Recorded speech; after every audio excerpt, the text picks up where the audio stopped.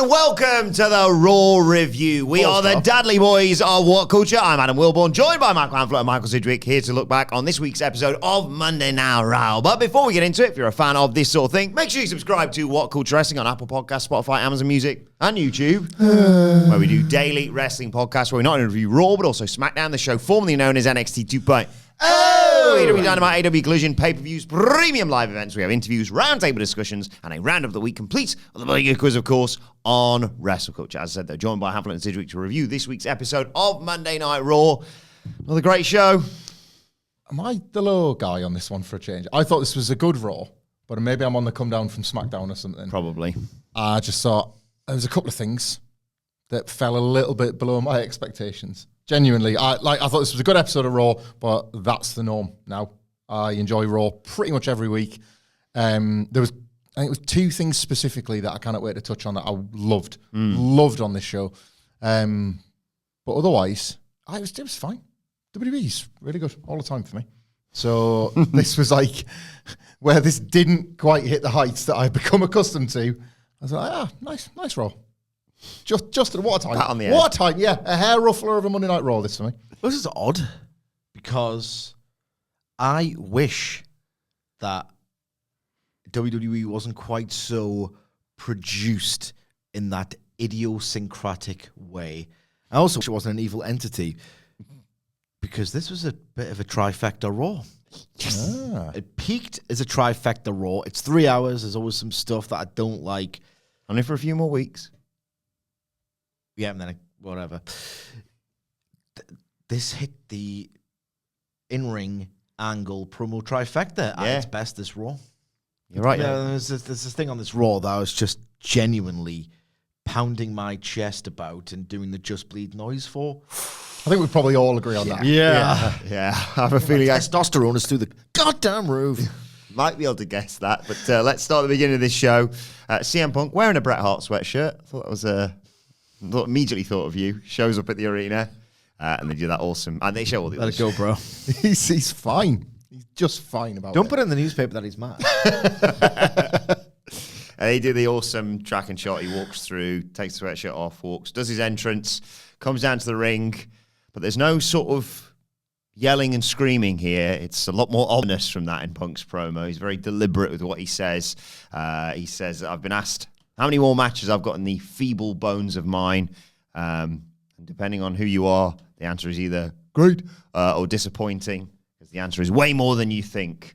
When he came back to WWE, he said he didn't come here to make friends, but that didn't mean he came here to make a mortal enemy. But that's exactly what he's done. The only way to end things with Drew McIntyre is in hell in a cell. He felt he was foolish, thinking touching the four corners in Berlin would end this. But McIntyre was also naive to think it was over two, which is the bracelet, obviously. He says, this probably should have been over when McIntyre sent me to the hospital again, but I'm too damn stubborn.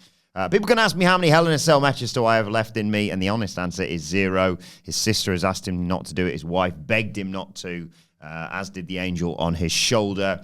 But he wanted everyone to know exactly why he was doing this.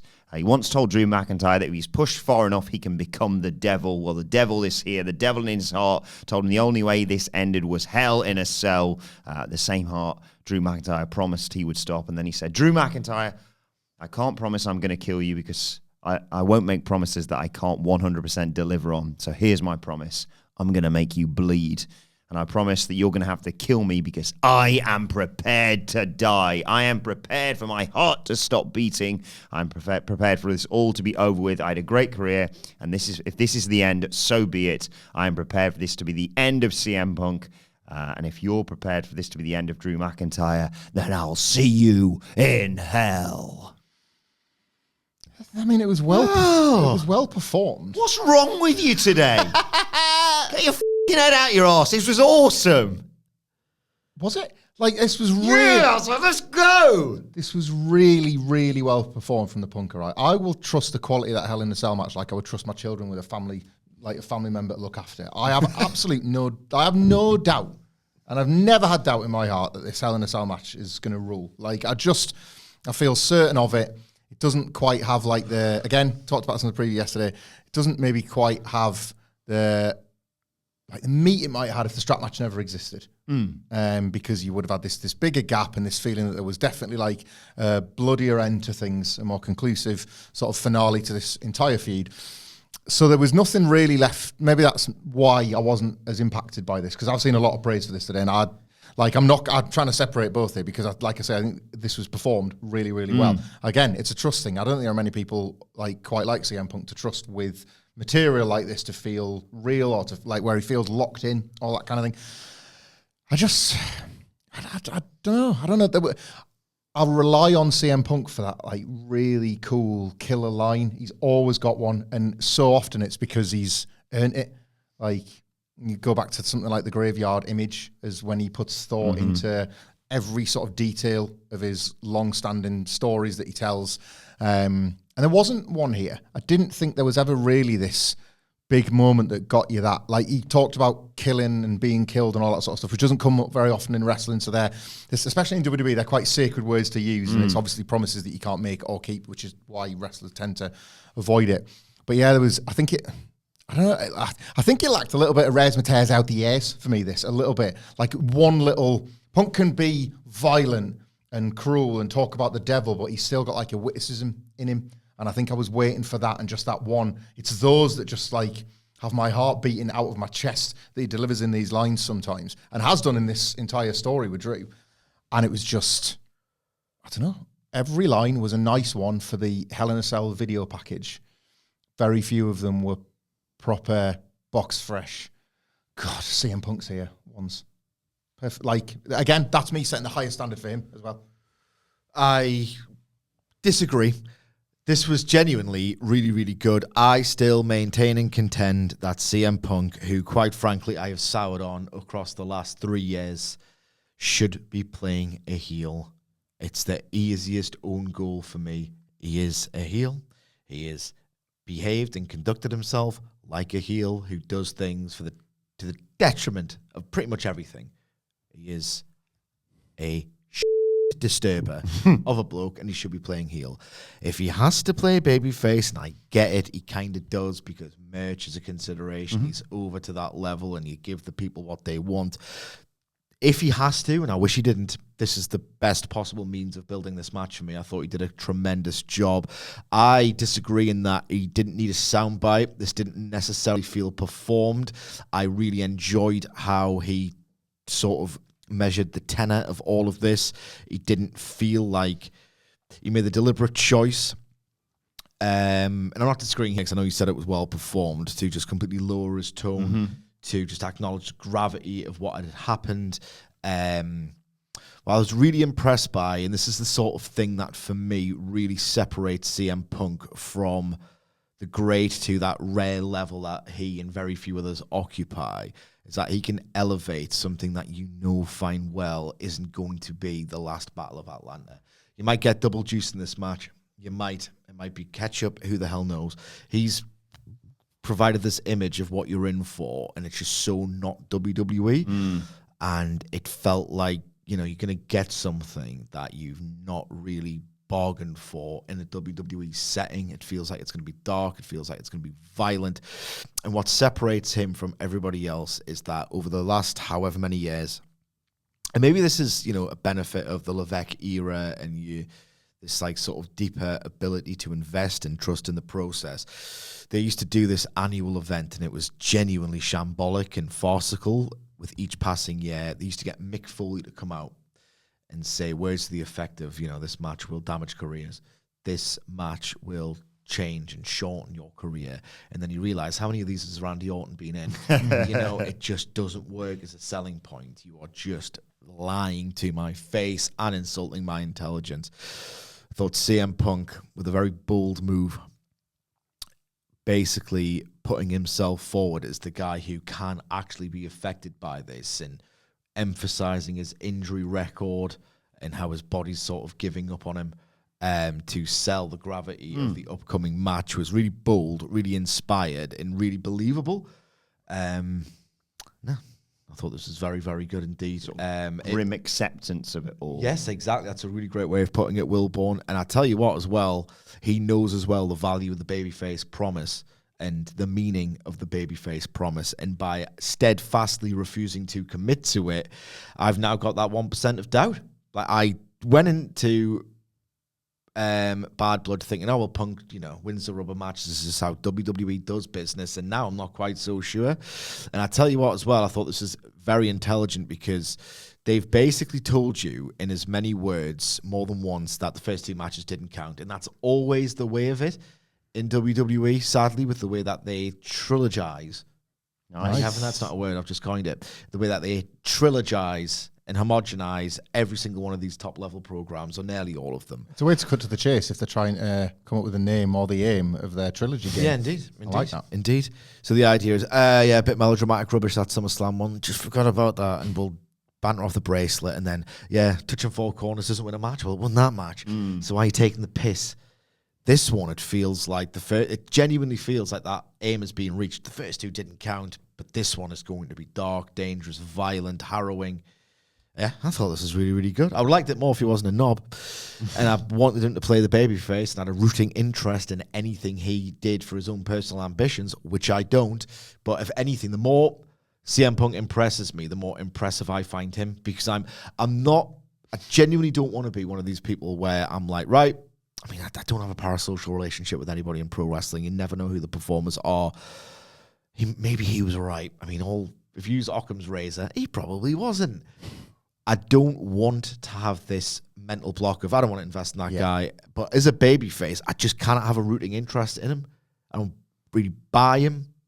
The full voice of the voiceless, the surrogate of the fans. That's dead and buried. But when he's impressive, he has to be really impressive. And I thought he was really impressive last night. Maybe that's why I wasn't as into this one, because I was like, the best promos of the real life people turned up to 11 or whatever. And I was like, he's talking himself about the devil. I just don't buy it. There's an angel out there right there. I think he's the best. I think he's about, I didn't even love this promo. I think he's the best. You can only give this to a Cody Rhodes or a Sami Zayn or a Roman Reigns, and maybe that's it in the whole company at the moment. And that's, the rarefied air and all that sort of stuff. He occupies that even on a week that I wasn't quite as drawn in. I just want him to turn heel. Everything I think about him. This time next year, it obviously will be. If he hasn't already, Oh, he'll still be there. Yeah, there's another 3 or 4 years on his deal. Yeah. No one in that company is going to go into business for themselves. Right, let's move on to Pete Dunne versus Sheamus. Kath Kelly interviewed Sheamus beforehand, who says Dunne really hit him where it hurts, not because he smashed his hand or his back, but because he's just took his dream away from him. He obviously still wants to win the Intercontinental title, Grand Slam, all that good stuff. It's time to inflict pain on his protege. But he says to the arena, to the Blow Your Loader Center, whatever you do, don't call him Butch, because he hates that, especially when you say it over and over and over again. Tiny balls, tiny balls, tiny balls. It's not happening, this is it. This Butch stuff. Sounds a bit like bitch. It does. Yeah. I realise that. Pete Dunne versus Sheamus then. Early on, Dunne tried stomping his hand against the steel steps, but Sheamus saw it coming and grabbed him and hit an Alabama slam onto the announce table to take us to a break. When we come back, Sheamus is trying for an avalanche white noise, but Dunne counters with a sit-out powerbomb for 2. Crowd chant Butch as he... A bit, come on. These are hot crowds every week. So again, I'm judging them against that. And this is one of them things where it's just not really happening. Yeah. But this is where I put it together, because they're chanting that, and then Sheamus called him a bitch, and I was like, wait a second. Leonardo DiCaprio. Sheamus comes back with a power slam and a diving knee drop for 2. Dunne gets out of a razor's edge. Goes panto more than cinema at WWE. this was. Dunne escapes a razor's edge, goes up top. Still theatre. He's behind me, isn't he? Sheamus hits a nice middle rope power slam to take Butch down. Sheamus follows with 16 beats of the Bodhrán, but Dunne 17, sorry. Dunne grabs the shillelagh, but Sheamus nails a knee strike, and it's obviously there. Sheamus tries to grab it, but the ref, or he's tempted to at least, the ref takes it away, and as the ref takes it away, Dunne just grabs a cricket bat that's under the ring and twats Sheamus, hits a running boot and gets the 1, 2, 3. What's that there for? Like the cricket bat was, we had Jericho and the cricket balls at Wembley. What are English people in the bloody cricket? We just love cricket, don't we? It's all we do like cricket. It's our national sport in a way. Football is. Yeah, never in doubt. Yeah, big guys, you can like more than one wrestling show, and you can like more than one sport. So. Where am I at cricket? I used to play it sometimes as a kid, and it was always like, you have to field. You just want the bat, you just want to smash some balls. Oh, see, I was bowling. So there we go. We got a team developing. Yeah, I would like stand as far away as possible to not get involved. I stand on the boundary. Liked the idea of bowling. Because I didn't like cricket enough to invest in a helmet or ask my parents to buy me one or have a tantrum unless they didn't. The idea of bowling, what if they just smash that ball flush in your face? I always used to love batting, but the issue is that I'm still traumatized by this memory. It was like the longest cricket game ever in the park next to my house. And I was so excited about batting.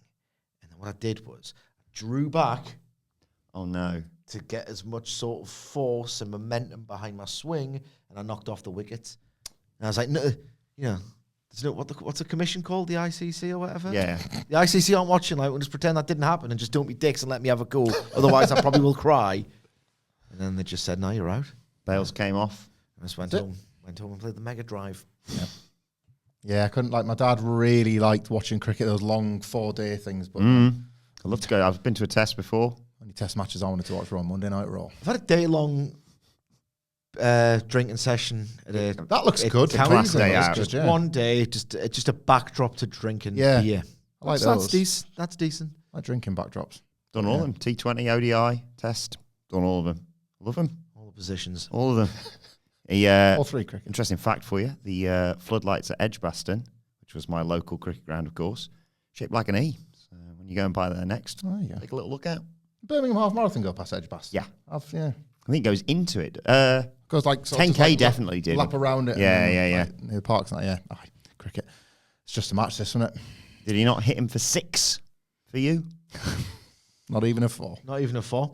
It's a nice unvarnished time, I guess, but the crowd aren't into it really, which, again, probably better suited to a different promotion, this style, and this match, and these characters. Sheamus to love. Yes. Or they really like, or they respect. Sheamus is like legacy over, isn't he? Yeah. And he's very good at keeping you on the hook for this Intercontinental title thing. You can drop that into any fooed he's in, and it's like, oh, he screwed him out of that. We know how much he wants that. And it adds a lot to it, but it's actually Pete Dunne that they've been putting the muscle behind as a promotion across 2 separate shows. Yeah. And well, the butch stuff's not the way to go with it. No. It's panto. I have to, every time I see Pete Dunne and hear the reactions to Pete Dunne, I have the exact same take. It's just so weird that the performer and the company are so enamored with one another because they just don't seem to fit. They're going to have to figure it out. So we'll see how this goes next. I hope they go to NXT and Ridge Holland's the ref, to be honest. I would rather that. Ridge in it. It's funny. All right, Jey Uso approaches Rhea Ripley and Damian Priest backstage.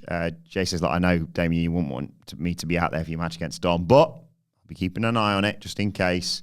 In comes Xavier Woods, and there's a little moment. Well, there's a nice moment between Woods and Jey, and then a bit awkward with everyone else. Woods is like, "We've had our differences, and I know you want to do things on your own as champion. We want to do it on our own tonight." Against the Judgment Day, so please stay in the back during our title match. Priest says, that's fine. Go beat the races. And Woods and Jey left. And Ripley and Jey, those crazy kids are going to get it together, right? She did the little yeet hand gesture. Now I'm in. Now Raw has started. Loved this. Not just because I'm banging at the teasers of Jey Uso and Rhea Ripley having hot sex. Oh my God. But also... Could happen. There was a... We've been through this on multiple occasions. If you just want that thrill of knowing or not knowing whether some crazy kids are going to get it together or not, there is an entire genre of entertainment, film and television, and that services this need, and it's called a rom-com. You're going to have to give me the search terms on the network for that. No spears in rom-coms, is there? Exactly. It's a variety show. It's a one-stop shop. Like the way Xavier Woods to how much prefer you to Dom? As it wasn't as typically on the nose as WWE gets. As a little thing going on. But also, I like this even more after the New Day match. And as part of the blow up that was going on, which I can't wait to get at. It's one of my favourite stories on Raw, kind of out of nowhere, this New Day stuff. And this was... And who's it all thanks to? Well, that'd be carrying Cross, so the haters can go off. But this was the sort of first part of that. And again, it's kind of why I love all of this as much as I do at the moment. It's because this doesn't even need to be here, but it just adds so much more weight to the fight you get with Xavier Woods and Kofi Kingston later on. Anything you want to say about this? Just hope this crazy kids What get happened? together. Finn Balor outright said... Finn Balor wasn't involved with this. That was Jey, Priest, Rhea and Xavier. Nothing, really. Okay. Braun Strowman's backstage. Miz comes in to wish him luck. He's got a big bruise on his bicep. Hey. And Shit. wonders what Braun meant when he said he was no match for Bronson Reed. Braun's like, I didn't mean it like that. You know, I've seen the career you have. You read your Wikipedia page every bloody week. But sometimes it takes a monster to beat a monster. And Miz is like, you know what? I'm no monster. Go kick your ass, basically. Miz needs to find the monster within. What? Miz needs to find the monster within. And I think I know just the guy that can bring that out of him. Natalia versus Zoe Stark came next. Stark hit a nice springboard missile dropkick to take us to a break. When we come back, Stark's good. Natalia Stark's interesting, somewhat. blocks another drop kick, hits a German suplex. Stark blocks a clothesline, hit a thrust kick, got 2. But Natalia countered Stark's finisher. Then Stark's countered the sharpshooter because Natalia can't put it on. And Natalia won with the schoolboy. I'll tell you what, there was some half-decent power stuff in here, like some nice meaty collision detection in some of the moves. And then I'll tell you what, that finishing sequence, well, it wasn't Danielson's ZSJ now, was it? No. Pretty loose, this mat wrestling, and the reaction was it's more polite than rat pissing on cotton stuff. So... Yeah, I think this might be longer than anyone's ever spoken about this match. Yeah, bit of a difference between this and what came later with Bianca and... Oh, yeah. God, yeah. Before we came into the record this, I was watching a clip from a 2016 Raw. Why? For an article. Oh, right, okay, for work. That's a Jenny thought that. Got 5 minutes? I'm only up to like 2009 on my latest rewatch, and it's hit a wall because it's 2009. I need to just not watch that for several weeks, months. You taking the piss? I'm never not watching Raw. Just like I like it as a background thing to stick on if I've got nothing to put on. Chronologically? Yeah. Mm-hmm. That's insane.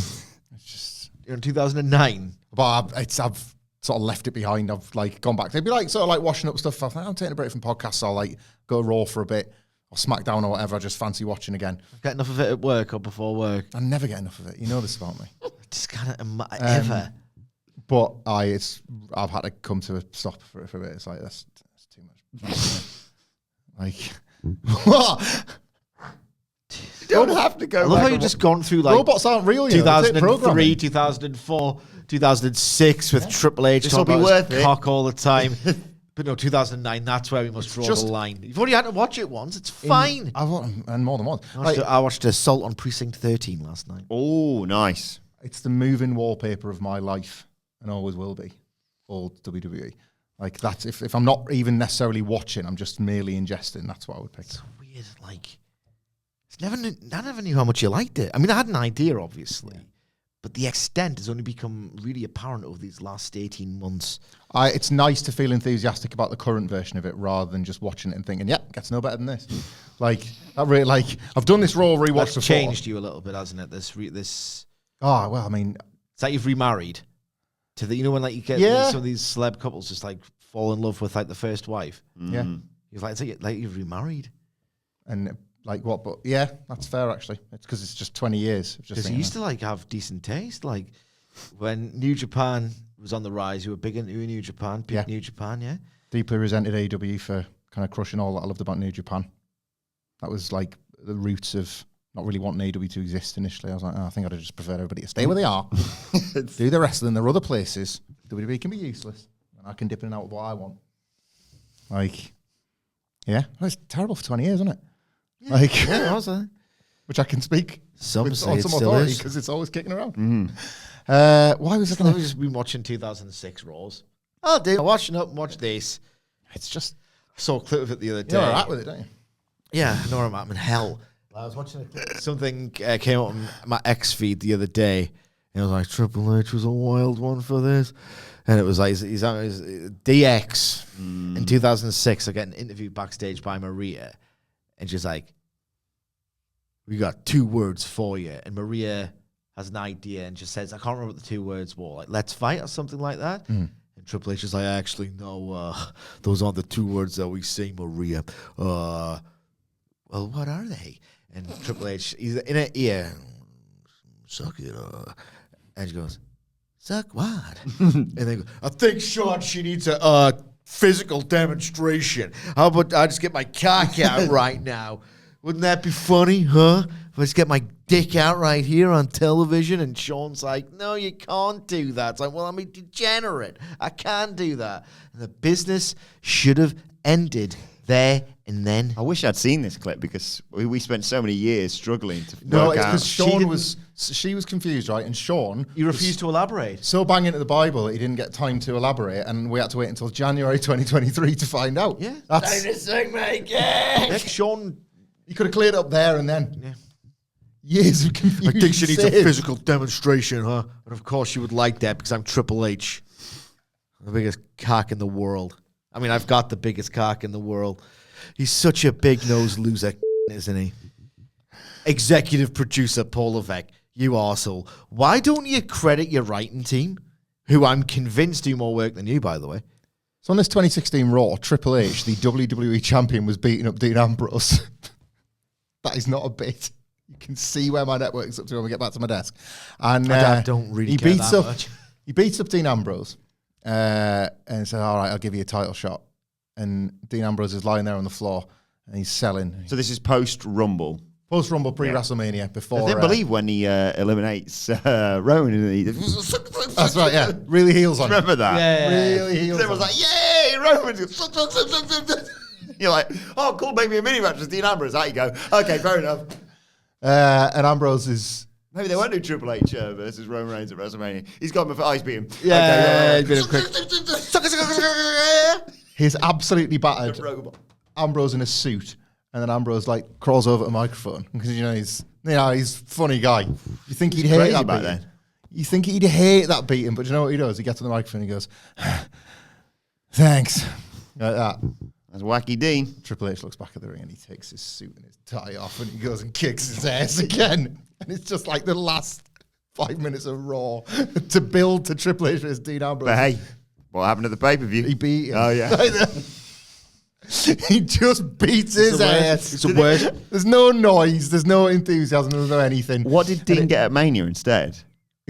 Is that one thing? Lesnar. Is that the one I'm thinking Got of? his I ass was trying to beat by- remember if it was the right Lesnar, one. You got nothing there either. And No. Paul Heyman buries him ever since. Yeah. You got one Even though it was thing. clearly Brock Lesnar's fault.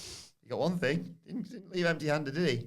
Little red wagon. He did. He did. He's such a loser. I am cutting off Brock Lesnar's head with a chainsaw. Triple H is a born loser. He is like, and You love him though. the fans that night agreed. He's just a creative genius. A pro wrestler, bang average, strong executive producer. But like the crowd, What a loser. the crowd were just bored watching it, and I was like, so much bored. So this. I was thinking about this last night. Do you remember when they used to just be like, someone had cut a god-awful promo, and then they just splice, there was a period where they just splice in footage from like people going, ha, The Rock's really funny. And they'd be like, oh, actually, that was Jack Swagger's promo, so... They're just, the crowd are watching this, and they're more engaged in this Natalia match than that. Yes. That was my sort of takeaway. I was like, I thought they're quiet for this Raw, but they're quiet by 2024 standards, as opposed to the main event storyline in WWE in 2016, where half the people are just leaving. It should no longer exist. I know. Thank God. Kathy Kelly tries to interview Rhea Ripley, but Finn Balor interrupts, says, I haven't had a chance to speak to you, Rhea, actually. You're just as bad as Damian Priest. You said we were a family. You acted like you cared, but you only cared about yourself. He blamed Rhea and Damian Priest as the reason why he wasn't world champion last year. It's also their own fault why they aren't world champions right now. Ripley said, I'm not going to let you lie straight to my face and rewrite history. We were a family. All I tried to do was make opportunities for you and stop them from fighting every week. You can make me the bad guy in your story if you want. Me and Priest are going to show you how bad we can be at Bad Blood. Balor reveals a thing we sort of speculated on for quite some time, though. He says, when Liv Morgan was putting the moves on Dom was trying to resist. Balor was the devil on Dom's shoulder. What year is this? I told him to forget about you, go to Liv. It was me, he says. Jey Uso steps in and says, is there a problem here? Balor says, no. You just concentrate on the IC title. She's out of your league anyway. And he leaves. And Ripley's like, does have a point. He's like, what about you being out of my league? And she's like, no, you should just focus on being IC champion. Tell me there's a chance. And he's had Just watch your rom-com. This is action, comedy, and romance all in a segment. Save yourself a trip to the video shop. Stick the network on. Video shop. Talking to Ewan of WhatCulture Gaming about WhatCulture Main about video shops yesterday. They were just great, weren't they? Video shops. Does he not know what they are? No, he does. Oh, my gosh. Just old enough. And more blockbusters than like your local one before it got franchised. But yeah, they were just a nice time video. Like that was as exciting as it got. Yeah, as that a trip to the video shop on a Friday. A walk, up the road. Anything's possible in that time period. Kate said it's very hilly where we are and where I was born and raised. And my on the playground is where you spend most of your days. Well, in a park next to my house, actually. My street, park, and then you go up the bank, you go to Durham Road, and then you could go to Sockets, which was your newsagent, get my power slam, put it in 2 bags in case there's any broads around. Don't want to know that like wrestling, because WWE is a loser's pursuit. And then you would just, there's an absolutely incredible Indian takeaway, Chinese takeaway, and then but never Blockbuster. We had Global Video. Ooh. Seen this? You heard about this? Yeah. I bought a lot of videos when a Global shut down. Bought a lot of Coliseums at like a quid a shop. Always comes back to it, Sage. I remember Global shutting down. How many Coliseums did you have or not have? I was probably on short like 3 or 4. Love the branding of Global Video. Yeah, I probably only before they kind of discontinued them. Global Video UK? Yeah. I'm saying Google that. That's what I did. Yeah, I remember that yellow Global Video logo. I had one there. It's different. Either way, it's a Global Video. Love that. Loved that world of possibilities. Why is it? Is it capitalism brain, or is it something, or a deeper ennui, the older you get, that what is essentially the video store rental walls, which is just the thumbnails you see. Why is that not as good? Is it a capitalism brain of physical and costs money, therefore we attach more value to it? Yeah, it's that thing about when people talk about Spotify and going to HMV to buy a CD, isn't it? You'll listen to it 20, 30 times, fighting to make it good even if you don't like it, whereas you'll take 10 seconds on Spotify to make your mind up on an artist forever. Yeah, it is.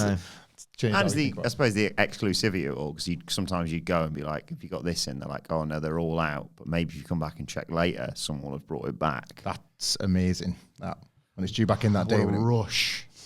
The amount of people at Dixon's Video Filey that wanted WrestleMania 7. Jesus Christ. I'm sorry, Mr. Huff has racked up quite the bill on this one. Took it out 6 months ago. Somebody borrowed, there was like 7 or 8 tapes, so you would just cycle through and watch them. Oh, and it was like 3 of them were WrestleManias, there was a couple of Rumbles, but I remember this as like a trauma worse than like actual real pain in my life.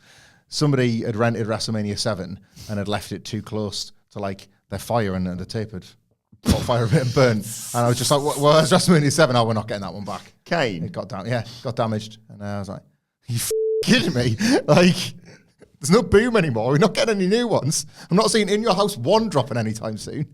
I need this. Need it. I remember my dad telling me he rented it whatever was a really popular, Fugitive or something at the time. He's really getting into it. You get lost in a film. Less so nowadays with all the distractions. You get really lost in a film. Build up to the finale, and someone had accidentally taped the weather on it. So it's like, I didn't kill my wife. And now you can see and just completely undercut. Oh, films are in. Why is Tommy Lee Jones presenting the weather? Weird. Watched Beetlejuice last night because it had been so long since I watched it. It was an ITV. I've never seen Beetlejuice. Well, it used to be on TV quite a lot but I think it was like an edited version to get rid of a few swears, things like that. Because I remember watching it as a kid, and it was like one of those ones that kind of walked the tightrope of, this is kid-proof, but it's a little bit scary. So if you're not into your scary stuff, it's, I'd say it was okay. It's because me and my wife want to go and see the sequel, basically. It's like, let's get back in the Beetlejuice world for a bit. It was only all right, and then Michael Keaton really knows his way around a swear word, and you're like, oh, that got cut when I was a kid, and I was looking forward to letting the kids sit and watch it, and Nice model. yeah, and then he grabs his dick and balls, and I was like, that wasn't on the ITV one in the early 90s. It's a bravura performance from Michael Keaton. Yeah. He's incredible in it. I had this weird Very thing. high in imagination, the whole film. Yeah, It always goes left when you think it's I had gonna this go thing right. where when I was younger, I was like, Tim Burton, he knows where it's at. And then I had this weird overnight epiphany of, I don't like Tim Burton anymore. Same. In a weird way that like the switch went off. Maybe it's got something. Have you ever seen his Alice in Wonderland? Yes. When Johnny Depp does the dance. Yeah. The ultimate ache. I was like, this is literally the worst thing I've ever seen in my life. I can't be arsed with Tim Burton's vision of the world anymore. Yes, Like, yeah. yes. There's in his Alice in Wonderland, Tim Burton, Johnny Depp does like a dance at the end. It's like the ultimate. I would rather, if you had someone just like came down from on high and said, I can either punch you full force in the face with 1988 Mike Tyson stopping power, or you have to watch 5 more seconds of Johnny Depp do this dance, I would take the Tyson punch to the face. Can I watch this later? I'm fascinated now. It's the most cringe. Please stop doing what you're doing right now. I hate this more than anything. Because he did the first 2 Batman films. Yes. Like 2016 Raw on one screen. It was. I remember when like more films were being like merch was being made at the point at which you could buy like a Jack Very toyetic director. He's a toyetic director, and like I don't know, there was people that made Nightmare Before Christmas like their identity and stuff, and I found it a bit off-putting. Yeah. Like, did he do the probably did because it had Johnny Depp in it, but did he do the Charlie and the Chocolate Factory remake? Must have done. Must have. Didn't actually mind that. I thought like the kids ended up getting into that, so maybe I was biased, but I thought that was all right. I liked Edward Scissorhands at the time. It's got a very haunting, very unique quality to it. That's a good film, that. He knew, like that. I felt like with Beetlejuice last night, he knew his way around atmosphere. Yeah. For that and Edward Scissorhands and certain other things, but it's a little bit like kind of ask. Ooh, Yeah. it's like sort of a fruit and veg stall, but it's spooky. It's just a bit. I don't know. It gives me ick. Yeah, me too. Burton gives me ick now. Jey Uso comes down to the ring. He's Unsolicited burial of a director that a lot of our listeners might like. Yeah. So sorry about that. Might be your all-time favorite. Sorry. I'm sorry. I'll go and see Beetlejuice. Yeah. He can have that £5 off me. It'll be all right. Jey Uso's going to face Bron Breakker next week for the IC title. I thought you went to Shane Douglas on Ric Flair. I have to say it in the voice. Lots of yeets, as Jey Uso says. He's wanted to become a singles champion since he came to Raw and left the bloodline. Didn't need anyone's help. He's going to finally win a singles title and become main event Jey Uso. Bron Breakker interrupts. Upper mid-card Jey Uso, if anything. Yeah. I mean, technically, like, literally by the letter of the law, that's where he would be if he won the title. A lot of dogs in this place. Upper mid-card Jey Uso. A lot of dogs in this place, says Ron. He said, I told you previously, stay away. Here you are coming after my title. I know you want to prove to your family that you can do it on your own. You've been here 14 years. You're one of the biggest stars in WWE. But I've done more as a single star in 6 months than you've done in your entire career. And I did it without my father and my uncle. I didn't need my family's help or my name. This championship's Rick Steiner helped him out in NXT. Got kidnapped, didn't he? He did. That's what he deserves. This championship is my family. I fought for the title and it fought for me. I'm a dog. That's what I do, he said. Only he can get away with that. He says It's weirder every week, this dog stuff. Yeah. Every week. says he's going to expose Jey next week because I'm a shoot canine. he's nothing without his family. They go face to face. Everyone's chanting yeet. Jey removes his shades and says, I see it in you. You've got that dog in you, Oos, he says. I'm not going to take you lightly. But know that I've been winning championships for 14 years, since you were in diapers, and I'm going to dog walk your ass next week, and your reign's going to be short, just like your NFL career. Bron gets fired up by this, teases leaving, nails Jey with the right hand, and starts hitting the ropes with 20-odd miles an hour, whatever he does, and then Swerve. Bron is not the one that hits the spear. Jey is. I like that touch. Me too. This felt big time. Again, like talked about this with Sami Zayn, and it's happening for me with Bron Breakker at least. The whole point of the Gunther reign is not just to get Gunther over, which it did, not even just to get the IC title back, even in the conversation, which it did, but it was to make it once again where it should have always been, which is just this upper mid-card Jey Uso, but basically the ceiling of the upper mid-card, and the wrestlers have to act like they're in that role. Like they believe they are at this level, and the only way they're looking is up. Like the world title is next. And they've continued that on brilliantly with Bron Breakker, I think. Jey Uso's got his own singles title story and like his own little rises and falls along the way, which play nicely into his character. And like a predictable result. They're not really selling me on a winner and a loser here, to be honest, because I'm certain that Bron's going to win, and I think everybody else is too.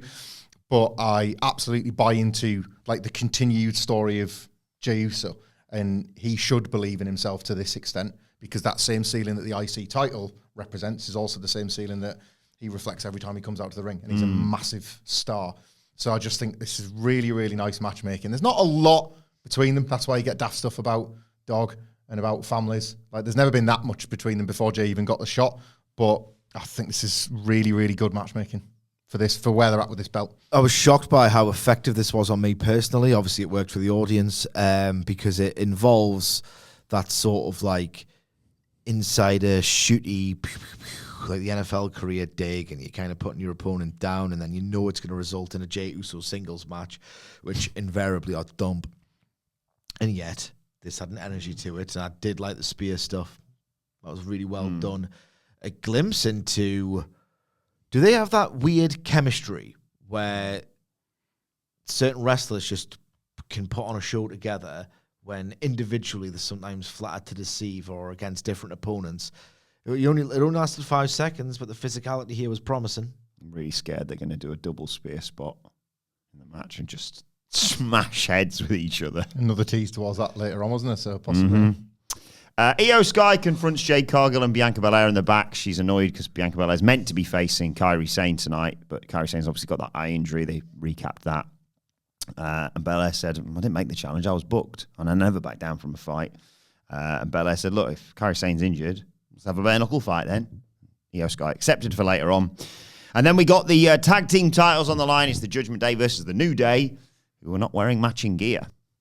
Yeah, Davey Woods has had this now for a few weeks, where he's worn black tights. Started as like a cute gag of, I wasn't told that we were going with this theme, and now obviously it's to illustrate something. All going well as we went into break. It all broke down. There's a double bulldog on Finn Balor, but the Judgment Day are in control after the break. But Kingston comes in, hits Balor with an SOS. Woods gets the hot tag, runs wild on JD McDonough. They team up to knock Balor out of the ring. Kingston hits him with a flip dive. Woods gets a near fall off a sit-out powerbomb on JD McDonough. But then, of course, out come the rest of the street trash. But LWO are there to even the odds, and they brawl on the outside. This distracts everyone, obviously, and McDonough uses that to hit a cradle, or to get a cradle on Xavier Woods. But Woods kicks out, super kicks him. Kingston takes out everyone on the outside with a trust fall dive. And Woods manages to hit JD McDonough. That springboard elbow drop of his. He's got the match won. He's counting. The fans are counting. The only person who isn't counting is the ref, who's on the outside dealing with everyone. It's the one thing we didn't want to happen. Crowd are chanting, "Ref, you suck." I like that. Yeah. Woods. I usually hate performative chants. That's just supreme investment in what they're watching, isn't it? Like, Woods goes out, "Ref, get back in here," gets back in. He tries to roll up McDonough, but there's a blind tag from Finn Balor, so McDonough just holds him in place for a coup de grace from Finn Balor. 1, 2, 3, post-match. Great moment. More on this in a short while. Kingston's like, "It's all right, Xavier." Woods just screams at him. Why? Every time! Tired of this. Something's got to change. Kofi's like, what's going on here? I loved this match and the developments within it. Is it awkward to do the promo as well? No, there was a Wyatt 6 thing. I can come back to that. So afterwards, Kelly tries interviewing Kingston, but he's trying to find Woods, who's screaming in the hall at the LWO for getting involved. And Kingston's like, no, I'm the one who asked them for help. And he said, well, why do we suddenly need help after all these years? Kingston said, well, we never needed help before because we had Big E, but now it's just the two of us. And he said, does that mean we're not good enough to win without E? He said, that's not what I meant. And Woods quite rightly was like, well, why are they involved in the plan? And I wasn't aware of this. And he said, "You're leaving me in the dark. I don't know what the hell's going on anymore." And he storms off. God, I loved Development. all of it. I loved all of this. This is not Karrion Kross effectively hypnotising Xavier Woods into falling out with his mate. This is very real dissension between people that have got a relationship that we trust and have He led the invested match. He did. Well, don't get me wrong. In 6 months on Twitter, we'll claim credit for whatever happens between these two. He led the match. If this makes it to WrestleMania, like TikTok, turn the hourglass over as part of the video package. Be correct. I love this. Like, this is the proper reset. There was obviously the Karrion Kross element. There was the Odyssey Jones element. And it's like both of those are effectively false starts for the story that they're now properly telling, which is, yes, they've existed as building blocks to miscommunication between the two, but how can you make that feel credible and how can you make it feel lived in with what we already know about the New Day, which is that they will ultimately, they'll just not just like smile through their problems together, but they will work through it. They'll have bad days and it's okay because they know there's good days coming again. Like, their bond is stronger than any sort of setback in their career. And that, what this episode to me revealed is that, like, all along, that shouldn't have been the play with the New Day. Their bond isn't stronger than every setback. They have undersold the setback of Big E's injury and the lack of Big E in their life and how serious his injury was and still is and how it's changed the dynamic of the New Day. Who are completely aimless, but now it's actually almost a benefit to the story. So, yeah, it really does add heft to this because they're dealing with, you know, a real life situation that also exists within their sort of place of work and kayfabe and all of that. That neither of them has ever spoken about, and maybe that's because neither of them wanted to. Maybe it was the elephant in the room for all of this time. And of course it's going to come up when they're feeling like they're at the rock bottom. And what I really, and it played into the match so well, by the way, because of course, like, everything Kofi Kingston did in the build-up to the match in the background that we didn't know about with the LWO was of sound mind and logical. Street Trash are going to have a numbers advantage, and we've got mates that can help us out. Of course, why would we not bring them into it? Furthermore, in the body of the match itself, Kofi Kingston was the guy there making the saves a few times, which, like, that's that kind of like on the nose. And if you watch it back, you'll see that Kofi was always there for Woods, always there for Woods. But then he has taken out everybody with that trust fall. Kofi Kingston, in his mind, has cleared the entire way. Even if he's brought some of this chaos to the ring himself, well, he's cleaned that up as well. Over to you, Woods, you get it done. And then obviously that's something that Kofi Kingston couldn't have accounted for. But Woods is completely justified in his decision. And he's a little bit of a hypocrite. It's so, like, sorry, I will forget to say this. They're getting better at executing material that is almost invisible camera proof or, like, replay proof. Yeah. Like, it's actually getting sophisticated. It makes us sick. So Kofi has explained after the fact that he's had the New Day, that he's had the LWO there as backup. But Woods is a hypocrite. We know that, and Kofi doesn't, because right before their match, Woods was speaking to Jey Uso and speaking to Rhea and Damien and saying, man, check with Kofi and stay back here. Like, you just do, on his own, you just do your thing and we've got to go out and have our match now anyway. So when Woods is saying to Kofi, so I'm just being kept in the dark. Why are you speaking to other people about this when it should just be between the two of us? He's been doing it too. But he doesn't see that he is also, he's not like at fault for the loss directly, no, but he's equally at fault because when Kofi watches this back, which he probably will because they have gotten better with the invisible camera, he's like, well, I had people coming out to help us. Turns out when I watched Raw back, you were telling people not to. Maybe if they were there, that would have helped as well. Like, it's that plausible deniability between both of them because they're baby faces. It's really unique, this as well, because I said this yesterday on the preview. I'm rooting for them to get through this. I'm not rooting for the split. I'm rooting for them to get through it. I'm rooting for a happy ending for the New Day, another title reign, a celebration that, like, they deserve from their 10 years, for Big E to return to television to help them fix it, whatever it is. I'm not rooting for the split. So it's watching them sort of come apart isn't the, all right, who's going to turn? When's the match? Yeah. It's not frigging, oh no, Miz and Morrison have been drafted to separate shows. Like, now they're going to break up. I don't want this team to break up. And I think there's very few tag teams that have runs as long as the New Day where you can say that honestly. You know, it's wrestling, isn't it? You're kind of ready for the Sean and Marty or whatever. Yeah. And not with these. No. I watched this. Hamflet's got all the stuff covered, really. It's about time that WWE did something with the New Day. But as I said when I rudely interjected, sorry, it's almost a benefit to the story that they were aimless for so long, almost to the point now where this feels like this long gestating master plan that's only just being slowly revealed to us. I doubt that's the case, but at the same time, though, I was watching this backstage interaction, and then you watch, or you sort of recall, like how it all sort of stitched together in the narrative.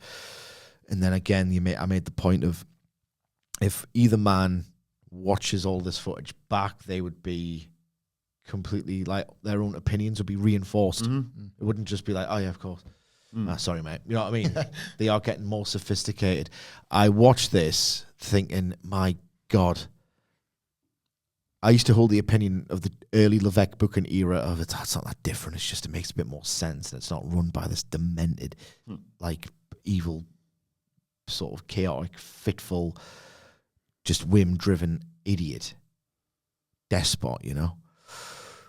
You watch this and you think it's really, really quite sophisticated how all of this is written, planned, formatted. Character Bibles, as Hamflett points out, how it's all structured, how there seems like it's a total... I don't even like necessarily the style of it. It is a well-oiled narrative storytelling machine, WWE right now, and people need to get used to that. People need to start burying it for different things. It's just, it's wild because it doesn't look that different. Yes, there's been production flourishes and improvements. It's still got that WWE-ness to it. I honestly find it difficult to reconcile what I watch with what it used to be, and at this point, drastic improvements. I mean, it is so well oiled in terms of how everything fits together, how everything overlaps, how nothing really gets dropped. It's incredibly sophisticated narratively for pro wrestling standards, or for WWE standards. I think one of the bleakest things about late 2010s and early 2020s WWE, You guys like that to look forward to.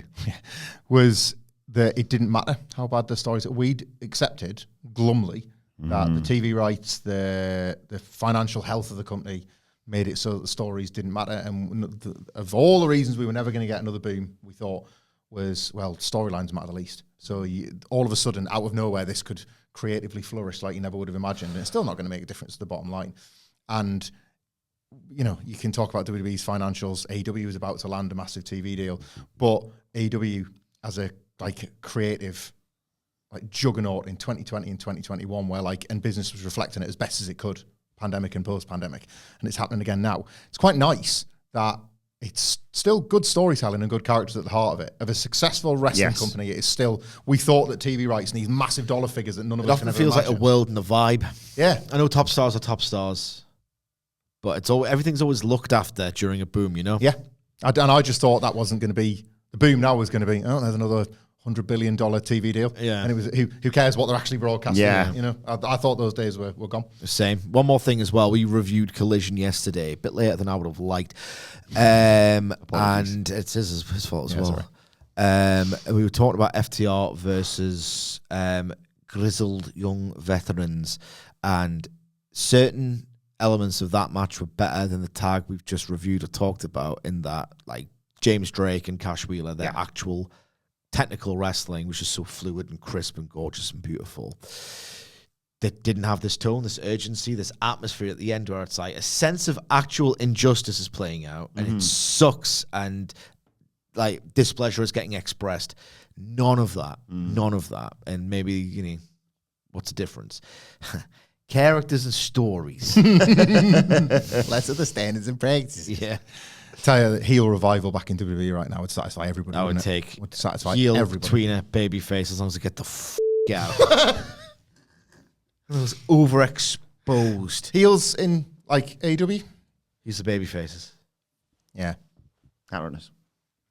I mean, that's not going to pay-per-view, is it? It's Ospreay and Fletcher, isn't it? Realistically, is the big match you build to. Any two of the people who aren't established tag teams put together, you know. I ranted enough about FTR, yes. And amongst all this was a Wyatt 6 video, by the way. I'll catch you up on it. I'll tell you what another reason why I don't like them anymore. All right. The words of the red grow strong, whispers like 1,000 words, guiding the knife until our hands are one in the same. You speak, we follow, and then a QR code. I haven't done the QR code. Yeah. It's somebody. The teasers are all over the TV again. Randy Orton might be turning heel. It's somebody. They've got something lined up, haven't they? Don't know what it is yet. This button's about to get broken. Rey Mysterio and Dominic were shown at UFC 306 at the Sphere. Oh my God. Over the weekend, Ray gave Dana White his mask, and it was noted by Joe Tessitore, that Ray and Dom sat separately. Yeah. And had a lovely time, and that sphere, Oh my God. that What Culture Live show is going to look different gravy. Joe Testor, by the way. The weekly Testor update. It was nice that he was told, you can shout a bit if you want, because you did hear his voice getting higher at certain points in the matches this week. Point I wanted to make about Tessator, and I forgot it completely. I think it was positive. Yeah, I think he had another good week. It's time. Oh, no. Oh, no. I've remembered. I was listening to Tessator. I came up with, you know who he is? You know who he is? Who? Ickless Mauro Ranallo. Ah. He is the Ickless Mauro. He's about to return to wrestling, isn't he? Doing Maple Leaf for Scott D'Amore. Oh, I did see that, yeah. That's nice. It genuinely is nice for him. I just wasn't a fan of his work. Same. Right, time for the best part of the show. Unsurprisingly, it's Bronson Reed. Oh my God. He got a... How's it continuing every week? We got Has to get better every single week. we got a video, and I was... When are we going to get to the fireworks factory? Let's go. I don't care. I love those spots. Let's get to the new one now. And then it was followed, that video promo, with Bronson Reed versus Braun Strowman, sort of. I mean, the match didn't really start. As soon as Strowman gets in the ring, Bronson Reed charges at him. Strowman moves and they break the ring straight away. First thing. Oh my God. Snap the turnbuckle. Top rope's gone. And Jesus Christ. Bronson Reed rolls to the outside. Strowman does the whole, and I'm like, here we go. Yeah, back to, just sort of the bog standard stuff for a second. Nope. Strowman runs around the ring to do his shoulder tackle thing, and out of nowhere, what's that? Is it a bird? Is it a plane? It's a fan. It's a fan that Bronson Reed has picked up and lawn darted. I thought someone had debuted or something. I thought it was a running, yeah. No, and then it got the reveal was just magnifique. Because I thought, oh no, someone's done a run in, and we're not getting them out. That's how they get out of this. And they were like, commentary, like, Jesus Christ, Bronson Reed just threw a fan at him. And if you couldn't see it, you could hear it because the fan went, ah! And that knocks him down. Reed celebrates, and they do the through the barricade spot. It's look incredible. Yeah. You're underselling how, because you just say barricade spot. A Yes, listener that's who a might good not point. like or just might follow WWE through these podcasts, think, barricade spot. Flattened them. Exploded, and they broke every bit of it. Yeah. Wade Barrett called this the greatest 60 seconds in the history of this business. Yeah. And I mean, folks, What a call. Where's the lie? What a call. He was correct. This is the best. That wasn't it. I mean, the ref was like, I guess the match had started. No one want to come out and help. Reed tries leaving through the crowd. Strowman does his classic, I'm not finished with you. Goes after him, and I thought, well, I already loved it already. And then I've got you two in my ears going, they're going backstage, it's going to get better. It's automatically goated. Goated. Strowman goes after him, chucks him into an equipment box and into a wall. Strowman's off security, tips over a golf cart. And then he turns around, Reed's splashing through some tables.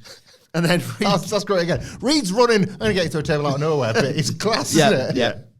And then Reed sort of stumbles over to a dodgy-looking wall, let's be honest. And Strowman just, boom, tackles him through it. Crowd, holy chants. A million different people are there to check on him afterwards. They're all both still down. This is amazing. God is my witness. This is the greatest night of my life. This is not, Wade Barrett wasn't wrong. In the moment, Yeah. it almost felt like the best thing you've ever seen in your goddamn life. This is absolutely incredible. This is what you watch WWE for. This is what you kind of watch pro wrestling for. This wild physical commitment, the wild excitement of live action, physical storytelling that only pro wrestling can deliver to you, almost at its very best. This is the angle part of the trifecta, because it obviously wasn't a match, but my God, is an angle. How can they keep doing this? You're right How about that can whiteboard they- thing, aren't you? Every week, he's first on the whiteboard, Bronson Reed, at the moment, you can tell. They must absolutely love thinking, what cool thing can we have these two doing this week? We've got 30 ideas. Let's do all of them and do 60 the week after. This is my favorite program in all of wrestling right now, bar none. until Danielson Mox intensifies, which is a more boring answer. I just had so much joy and fun. You know what this was, right? I'm going to use a video game analogy, right? Where there's this recent trend, and this is almost sacrilegious for a lot of people, right? There's a recent, I don't know much about gaming, but I know this. There's a recent trend of like retro themed video game titles where they take, they make it 8 or 16-bit sprites, but they cheat a little bit.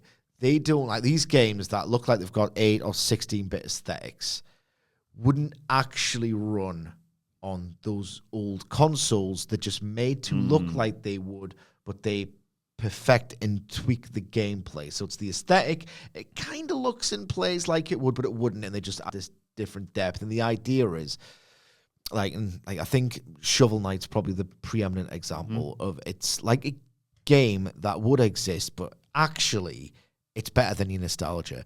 It takes the vibe, your faulty nostalgia, where you kind of remember fake things and embellish them as better than the real thing you're watching now, when it's not the case. Lots of people do it in bad faith with 1980s pro wrestling, where it's, I was more realistic back then. No, it wasn't. But it's your fake nostalgia. Yeah. This is deliberate fake nostalgia, but more goated than the past, because the temptation would be to describe this as like, this is the way it used to be. This is the way you remember it. And they've brought it back. Was it as good as this? Yeah. When takes it back to the days where big meaty men would beat each other up. This is better, realistically. They never had the engines that they used to. They never had the engines. More's going on. You're looking at more. You're looking at more. More. Is happening. There's cooler storytelling twists. Like, they actually use twists in terms of, well, he's completely done for. No, he's not. He's on the ceiling and he's just smashed you. You know what I mean? This was like a fake nostalgia, but better than the real nostalgia. Like an unbelievable flow, bombast, spectacle to it all. It takes that dynamic of what you grew up on, if you're born early enough, of these colossal figures going at it, except it's actually better in the way that they do it. They use modern sensibilities of how to put a match together, but they put it in this completely cool, destructible environment. This is absolutely the best thing you'll ever see in your life. Oh my God. Complete triumph. Yeah. There's going to be kids that take the wrestling figures all around the house, recreating stuff like this, hoiking the figures into the wall, and we've just seen actual human beings do it, right? I think this was either by design, and WWE have attempted a bit of film trailer comedy, and it's actually come off. Or like I've said before, when you're hot in wrestling, sometimes you think go your way, and it takes something that's already double treble goated and makes it even better. You know the bit of action film trailer now that like studios can't resist? I'll think of something like a Godzilla versus King Kong, where there's just destruction everywhere, just like buildings getting knocked over as these two big monsters fight, and then the fight kind of carries on in this direction, and then there's the boom. And then rather than it being like another bit of action, it's a little bit of wacky comedy where the last person standing in the office is like, so do you want to take this call or not? And the phone just like, the phone, pay immediately. There you go, good sir. You think the phone just like crumbles in his hand, right? And it's like, you can't take the call now. You don't need to worry about the crumbling phone. There's 50 buildings that have been knocked down by the two monsters. All of your colleagues are dead. Right, that's it. That's a bit wacky considering the circumstances they're in. When they went through the wall and then there was like a pregnant pause, half second, and then those boxes just started falling down. Is that like WWE thought this would be pretty funny? Like you don't need levity because this is wacky and fun in and of itself. But like, I mean, it'd be pretty funny if that turns out that wall was holding up some toolboxes. Yeah. Push some toolboxes out. I don't know. Also, one of the referees might forget and go in early. Bang! They've either orchestrated that to look like you think all this actual destruction's bad, they've fallen over. Yeah. Or it's just this gift that the universe has given it just to add to the moment, and it made it, like I laughed. I just popped. I was screaming and popping like the whole way through. Pure, unbridled joy. Pro wrestling. Better than you remember. I'm already excited to preview it next week in fantasy. Don't know what match they could possibly do that could live up to this angle stuff that they've been doing. I worry about that, truthfully. Well, we're going to have A last man standing match. No. Don't do false count anywhere. Yeah. For Christ's Yes. sake, Yes. do not do last man standing. The Do rope false coming off. count anywhere. The rope coming off in the first second. Just inspired. Yeah. First move of the match. Like, they cannot be contained. And you've told me that instantly. I'm hoping next week, to make up for what happened on SmackDown, Kevin Owens and Randy Orton have got Ricky front row seats for Raw. Well, this is a far better week than I had on that episode. That's amazing. Yes. This is Then Braun Strowman counters by throwing a chair at him, so he just collides with the chair in midair. was the most we were ever consistently excited about, like, daft WWE Monster stuff, the original Braun Strowman run. Yeah. Because that was the last time, and this is better. There's two of them, for one, but this is it. They're doing it again with Bronson Reed. You know what else they could do? I mean, that assault course that you liked with Oh my God. Bianca Belair. Like, How fast can you tip this? a tipping contest, and just the object gets progressively bigger. You know what these two are as well? You see it in wrestling, and it's the most magic thing in the world, where you see a wrestler and their opponent, and they do a match or whatever, and you think, well, it's not going to get any better than this for you. You have just found your wrestling soulmate. These two are wrestling soulmates. Yeah. They're making a tag team. Yep. We'll get there. Yep. JD McDonough, who's next? Oh, bollocks! Just a pile of bodies and debris that they shake hands over. Yeah. Like, It's the out of nowhere-ness. a face-to-face in the Rumble. I was about to say what they're going to do in the Rumble. when there's people that you can use as the props. Yeah. I can throw him this far. Well, I can throw Ricky this far. Just, it's just the out of nowhere-ness. Well, he's done for. He's dead now. No. He's in the ceiling. You talk about Bronson Reed's career. This is unbelievable. He beat up Seth Rollins in Raw after SummerSlam. What is... We'll be sat here going, oh, well. I thought he was a total loser. Yeah. I guarantee I did not say to you on the Raw after the SummerSlam, Sage, what's next for Bronson Reed? I know. And the now thing we is can't as well, stop talking they about were it. in the same match that I literally ridiculed when it was in some kind of multi-man match, and Strowman did the train thing, and he brushed past... Yes. Brushed past Bronson Reed, and Bronson Reed went, ooh, Yeah. Didn't touch, and he just sold it pathetically. I thought, well, them two have got that Triple H Orton chemistry. No, they've got Omega Okada chemistry, actually. And Triple H Orton tried this, and it was that frigging home invasion that people lie and say was good. Yeah.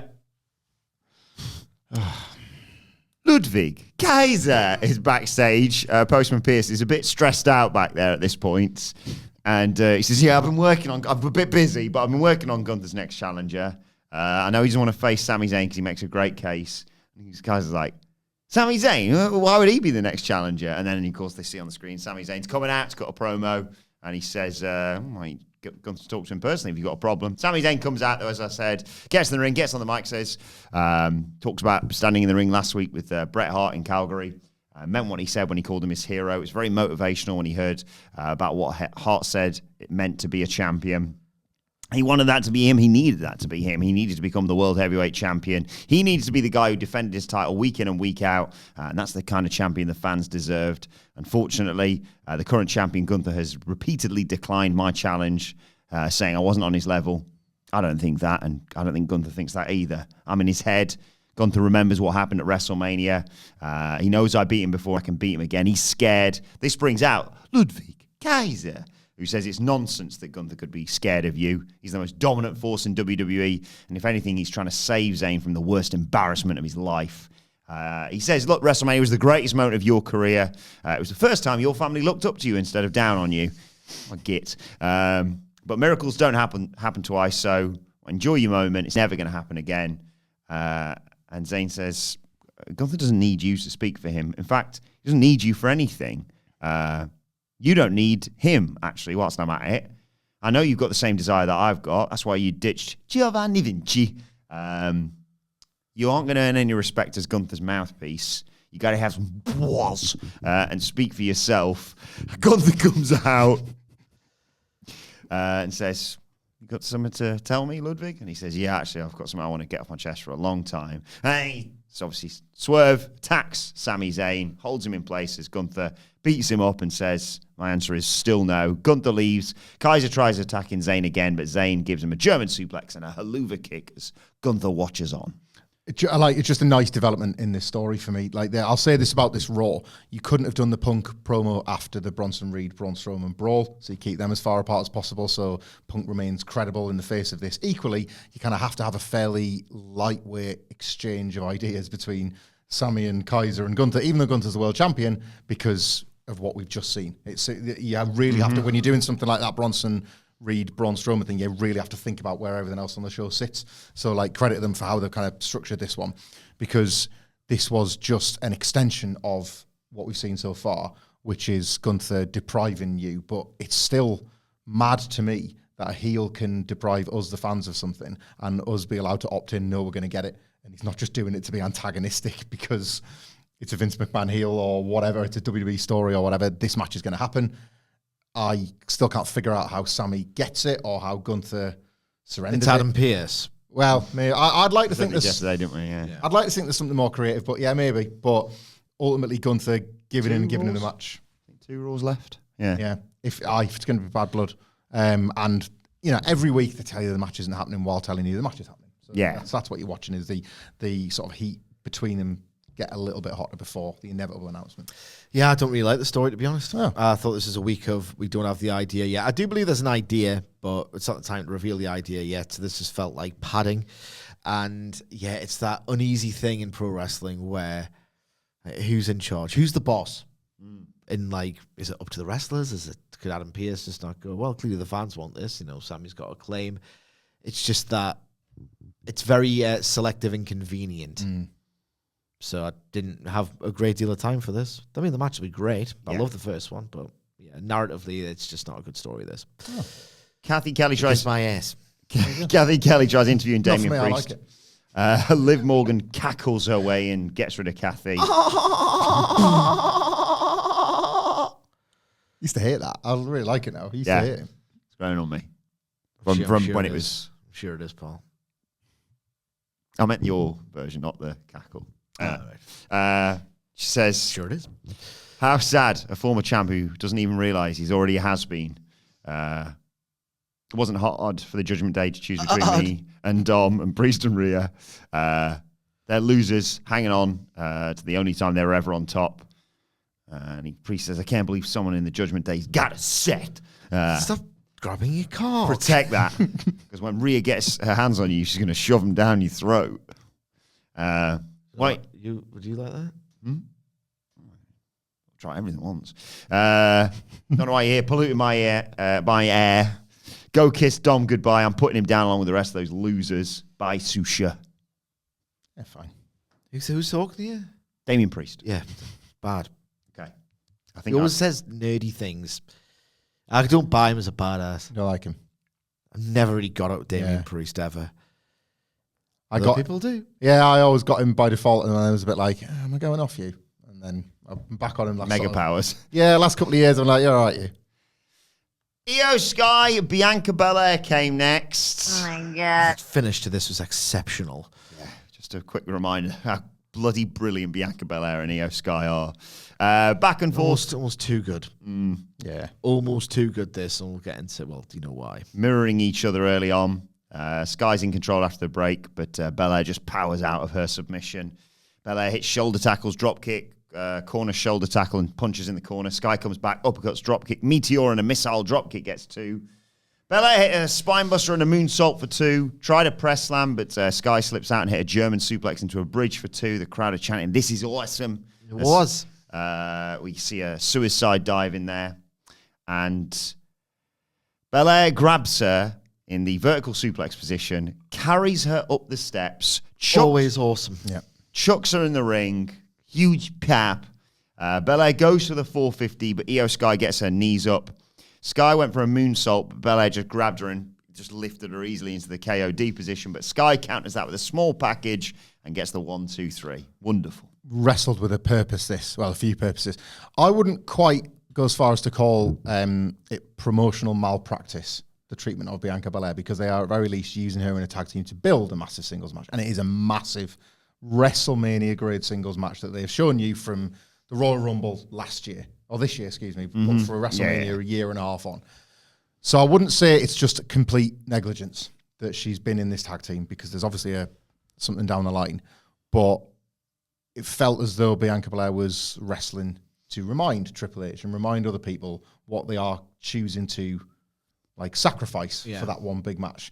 And I wonder as well if IYO Sky was part of that too, not just as her like kind of accomplice in the match, as wrestlers can do for one another, because we've seen these two have great matches before, but also that reminder to them of, well, I've kind of been in damage control since I came back, and most of my storylines have been about like big tag team moments or like the odd bit thing with Bailey and things like that.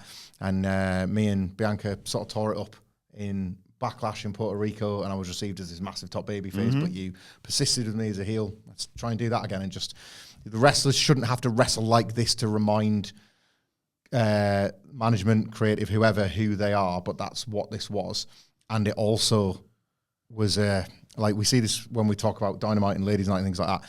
Like some wrestlers will absolutely wrestle and make it look like the division's in good health, and that's what this did. It's not real. It's not in good health, but some wrestlers are too good to be held down by creative incompetence. Yeah, this is like really, really, really strong pro wrestling. Everything seemed to click. The dynamic was fantastic, like really urgent, kind of unpredictable. I suspected that, you kind of have to have the challenger, the representative of the challengers win so you can get the tag team title match and such. Just everything clicked. Everything that did look great. Like, I thought that finish was magnificent because it was like, you want something like to spike your heart rate and to make you like sort of gasp and make noises like you were in the arena, and that sort of twist of the counter for the pin for the finish was like, two reasons this was too good for its own good. One, you realize, oh crap, Bianca Belair shouldn't be marginalized in this useless tag team division.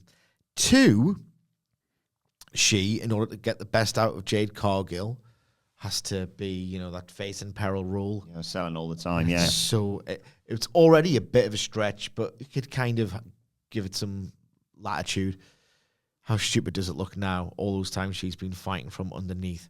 She's Bianca Belair, and she just proved it all over again. So I think it makes a nonsense out of that dynamic in the tag team, even when you can see how strong she is and how powerful she is and how dominant she is. The strength spots in the singles match will have to be as awesome as we think they are in our heads to justify any of this. There's something like the walk-up suplex to Jade Cargill. Yeah. It's like, was the juice worth to squeeze all along? But they have got to be absolutely tear the house down. WrestleMania moment, capital M. But just the way that Bianca Belair wrestles in those tag team matches was rendered almost nonsensical by her performance in this match. And then that sort of, again, that just shines a light on, really, should she be doing that? Too good for its own good. I had a great time with this. I had a bad time because that's me. Video package for American Made. They're training. They're done with those Wyatt freaks. They're on a Jeep with an American flag. They're going to bring respect and honor back to the ring. They don't run from history. They goddamn make history. And God bless the United States. And when we press that button, it's not an endorsement. No, but it was hard. Just funny. Yeah, it was hard to feel like this vignette wasn't. Chad Gable throws himself into everything with gusto and is always really funny with it as well. And I think we'll keep this light when it needs to be light. The Creeds and Ivy Nile are no strangers to that, actually, to be absolutely fair to them. Go on. They need to be really careful with how they portray these characters, because this was too... there might be people that vote that way in America. I don't want to just sweeping statements. Too Chris Jericho's wifey for its own good, this segment for me. If I'm honest, or it certainly leaned in that direction. It's fine. They're all patriots. Yeah.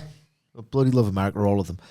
I bloody love America, it's like, don't get us wrong, but... I enjoyed this because I've completely given up on the idea of American Made being this stable of pro wrestling leaning shooters. If you're going to WWE it, this is the way to go. Yes. That was my take on it. Like, I adjusted my expectations. You know what sold it for me?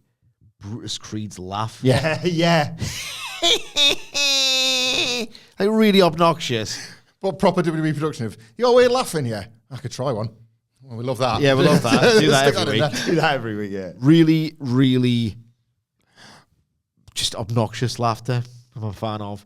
Cartoonish, but I'm not expecting, like, I don't know, the WWE version of the Blackpool Combat Club. And a little bit of that is who when... wants to see that? Yeah, nobody wants that. A little bit of that is when the bell rings as well, because it's not like the matches are are bad either. That's when you do get that version of the group, isn't it? So it's a bit silly, but a bit WWE. But I mean, as soon as they were fed to the Wyatts, I lost all hope of it being the version of it.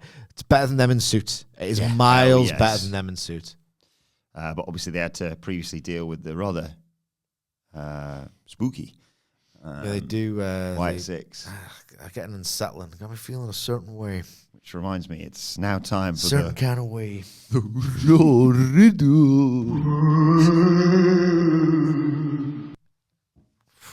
gives me the creeps. it's very like Von Erich-y, that kind of thing. I love we were talking about in a certain kind of way. That's like very. It's like an American picture in the Sportatorium. I don't know what it is. Like 80s regional wrestling. You know, they say there's different styles. It's more rugged and funky in the South, and blah blah blah. Really like sort of technical over in the AWA in Minneapolis, and all this kind of stuff. Each and every wrestler who was a babyface in the 80s is at one point or other went, oh my God, there's something about this place. There's something about this match. It's got me feeling a certain kind of way. It's got me feeling a certain kind of way. I don't know why they all said this. Maybe it's the fake nostalgia effect. It's the Mandela effect. But Michael Scott, you got it, didn't you? No, straight away that made me think of Von Erich's promo. Like, it's Michael Scott trying to like fake like being a Southern States American in the office. Like, oh man, back when I was knee high to a June bug. You know what again? And I still remember I was just playing out back with Grasshopper and said, one day maybe I'll beat Jerry Lawler for the Memphis World Title. All right.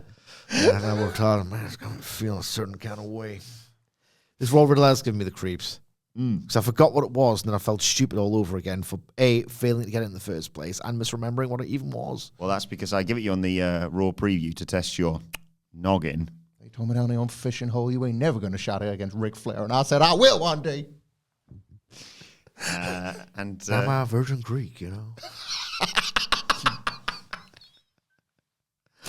I just do my fishing, playing with my boys. My daddy told me, son, you catch a fish or you are a fish. Which one is it? Hey, the cowboy, get your cummerbund on. It's time for the spring formal. I don't want to wear that around my waist. I want to wear the heavyweight championship of the world, Daddy. World's heavyweight championship. The world's heavyweight belt, Daddy. Belongs to the world. And one day, if I just dream big enough, if I just dream that big enough feeling. Mama, I'm going to buy your farm. They work too hard to keep those growing. If I just dream a big enough feeling, that's got me feeling a certain kind of way. There you go. And I'm going to win that big one for you, Mama. Use licensed music and not pay for it. Dreaming a feeling, I'm feeling a dream against the nature, but it's Sunday.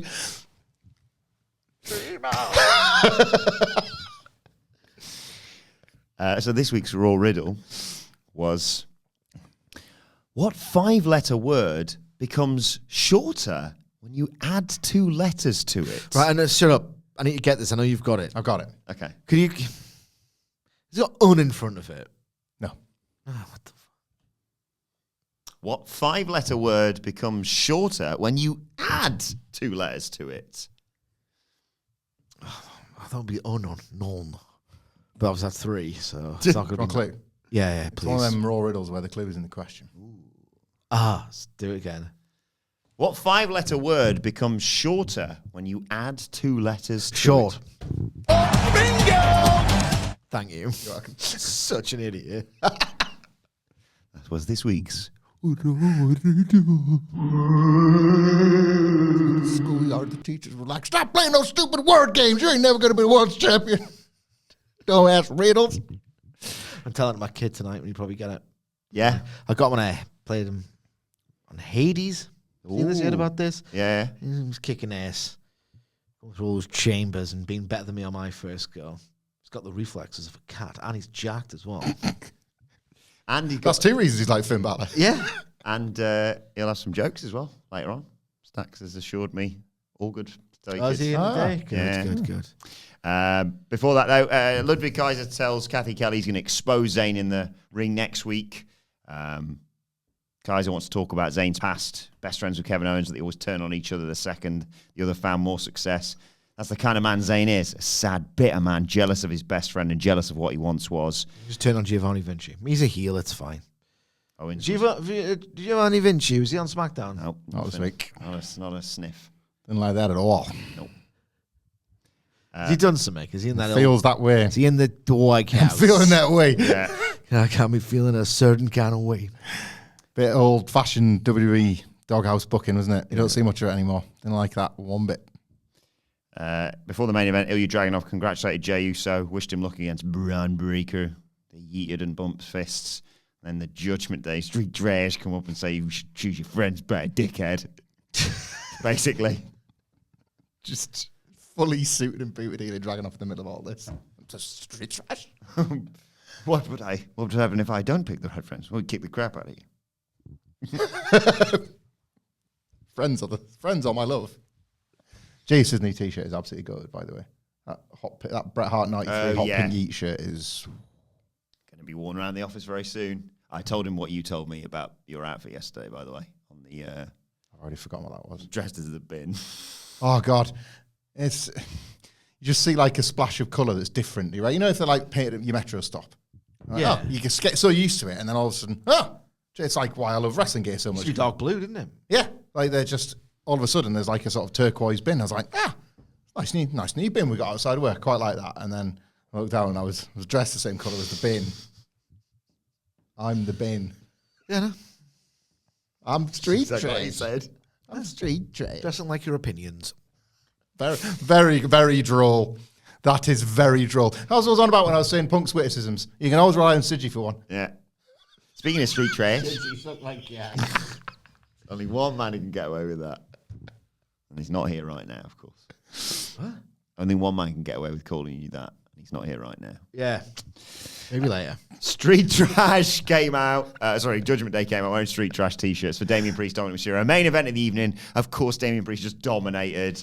Rhea Ripley really liked the bit where Damian Priest just hit him with a flapjack. She was guffawing at ringside. Dom tried to come back and just it was like one shot from Damian Priest. Oh, that's been cut off then. Priest set up with the Razor's Edge. Balor goes to slip in the ring. So Priest lets Dom go. He bails out of there. Priest goes after him, chucks him back in the ring, but Dom distracts the ref and McDonough distracts Priest to allow Balor to post him. And Dom hits him with a suicide dive as we go to a break. When we come back, Dominic Mysterio wrestles in his outfit, but he has like a Street Trash t-shirt hanging out the back. It fell out during the match, and Rhea Ripley pulled that from the ring and sort of flossed with it. And I thought, I want to be a t-shirt. After the break, Tornado DDT for a 2 count. Bet you did. Your rat's pissing on you all the time. Isn't it? There you go, that one. Yeah. I saw it, mate. Just sent it just in case you missed it. After a break, Dom hits a Tornado DDT for a 2 count. Chops Priest, and that just fires him up. Priest punched and kicked Dom, hit a flatliner, 2 count. Priest hit a broken arrow, but Liv Morgan puts Dom's foot on the rope for a rope break. And then, as a result of that, Rhea Ripley just tackles Liv Morgan over the announce table, and they take out Wade Barrett in all this as well. Dom tried to dive, but Priest just caught him, shoved him into Balor, super kicked Carlito. Dom drop kicked Priest into the rope, hit a 619 sort of, Mr. Frog Splash. Priest hit him with a clothesline, South of Heaven, 1, 2, 3. But immediately after the match, all the lads in Judgment Day swarm him, beat him up, crowd chant, yeet. Ripley goes after Dom, but Morgan shoves her into the steel steps. Jey Uso comes down to ringside to try and make the save, waits a second, and then gets speared out of his goddamn shoes by Bron Breakker. Street trash, stand tall. Liv Morgan gives Ripley an oblivion, whilst Balor hits 3 consecutive coup de grace. The Judgment Day dominate to close out this show. Real wrestling, this is the proper stuff. Like, Nah. I love this, man. They're so good at like arranging these, like maximizing the interactions you're allowed and the ones you're not with the Judgment Day, and just getting the fans to think this is the time. Like every single week, they get can't believe we're the crowd that gets to see Rhea Ripley finally get hands on Dominic Mysterio, and then every week they take it away, and it remains just exhilarating to watch every single time. Edging, do you? Love it, man. Edging is Rhea Ripley diving into Liv Morgan again on a night where they're not going to top the chaos the physical chaos that you've seen elsewhere, to drag Wade Barrett into it. And again, super impressive and really like a thoughtful spot when ultimately you're just decking somebody behind an outs table. How do you really maximize it? I said it last week with something else. 2023 Judgment Day is actually what I want. Like that's one of the reasons why these main events were as exciting as they were. They're all fantastic. Laying these matches out. It's the Berlin tag match is one of my favorite matches of the year. That was excellent. And like this is, I would say it's diminished returns, but I feel like unfair calling it diminished because it's white hot in there, man. Like I wish I was part of all of that, and then the bringing in of Jey Uso and speed here again, are you? Oh god, Allstate was too expensive again for this NXT one. Couldn't make it work. Nicholas is back like 2 days before they have it or something. He would have been in Chicago for it, but he's just back. Oh yeah. But maybe a lot of people are looking there and they're not looking in St. Louis. Maybe that's the problem. I love this stuff, man. Love it. Liv and Rhea, I cannot wait for. But Liv and Dom's the match, isn't it? They've got to find a way to get there because they're showing you a slice of it every week, and it's amazing. I get it, but it has to be great for it to transcend my not for me stubborn resistance. Bash in Berlin was absolutely, I got swept up in it. I didn't really get swept up in this. I thought Damien and Dominic can only have one kind of match and it's one dimensional, and it was I didn't like it personally. The thing is, if I didn't consider Damian Priest like a bit of a dork, this would have been way more cathartic, but some of his promos of late, he's a bit of a dork. So it wasn't like the cool guy kicks the crap out of the little dork. It was slightly bigger, ick dork, kicking the crap out of the one I actually quite like in the role. So, yeah. I mean, Strowman, Bronson Reed is some of the best stuff of the year. Yeah. Unbelievable that. Let us know your thoughts on that and everything discussed in the comment section below or on X at WhatCultureWWE. Watch, they can follow all three of us. You follow Michael Hamflett at Michael Hamflett. Follow Michael Sidgwick at Sidgwick. Follow me at Adam Wilborn. Follow us all at WhatCultureWWE and make sure you subscribe to WhatCulture Wrestling wherever you get your podcasts from for daily wrestling podcasts. We'll be back later on today to preview NXT. But for now, it's been the Raw Review. My thanks to Hamflett and Sidgwick. Thank you for joining us, and we will see you soon.